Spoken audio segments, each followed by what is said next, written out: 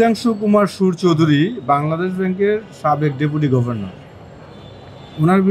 ওনার বিরুদ্ধে দুর্নীতি দমন কমিশন 27/10/24 তারিখে একটা নোটিশ ইস্যু করলেন সম্পদ বিবরণী দাখিল করার জন্য। এই সম্পদ বিবরণী দাখিল করার পরে দুর্নীতি দমন কমিশনের পক্ষ থেকে ওনার কাছে নোটিশটা সার্ভ করলেন।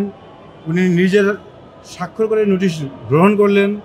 গ্রহণ করার পরে নোটিশের যে নির্ধারিত সময় দেওয়া ছিল 21 কর্মদিবসের মধ্যে সম্পদ বিবরণী দাখিল করার জন্য, এই সময়কাল অতিক্রান্ত হওয়ার পরও উনি যখন সম্পদ বিবরণী দাখিল করলেন না, তৎপ্রেক্ষিতে দুর্নীতি দমন কমিশনের পক্ষে নাজমুল হুসাইন উপপরিচালক বাদী হয়ে 23/12/24 তারিখে একটি মামলা দায়ের করেন সম্পদ বিবরণী দাখিল না করার প্রেক্ষিতে। সেই মামলাটাই পরবর্তীতে চার্জশিট আসার পরে বিশেষ জজ আদালত 2-এ বিচারের জন্য আসে। বিশেষ জজ 2-এ বিচারের জন্য আসলে বিচারক আসামির উপস্থিতিতে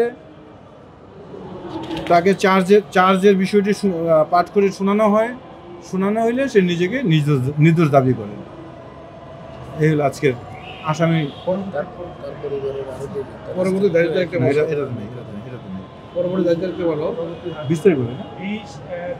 হ্যাঁ 20 জানুয়ারি পরবর্তী ধার্য তারিখ সাক্ষীর জন্য ধার্য করা হয়েছে। আসলে এই মামলা যে তাকে দোষী প্রমাণ করা হয় সেখানে কোন ধরনের শাস্তি হতে পারে?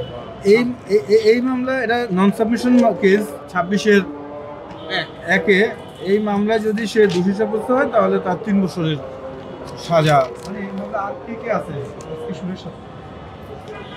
না, উনি একাই, এই মামলায় উনি একাই আসামি।